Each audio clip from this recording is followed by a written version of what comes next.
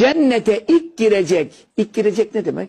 Onu da başka hadisten anlarsın. Hesaba tutulmayacak.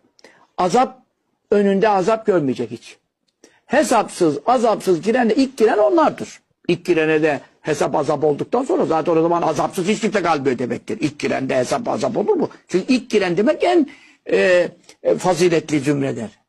Yüzleri dolunay suretinde olacak diyor. İlk giren. İşte hesapsız azapsız.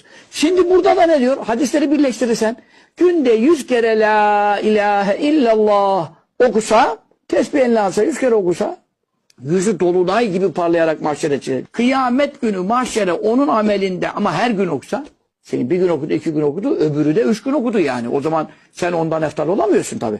Ama sen günlük müdavim olsan, senin amelinden eftal bir amelle kimse gelemez. İlla men kâle misle kavli evzâdâhi. Demin dediğim aynı konu. Hadis-i şerifler. Onun için ben hep 100'de okusam 101 yaparım.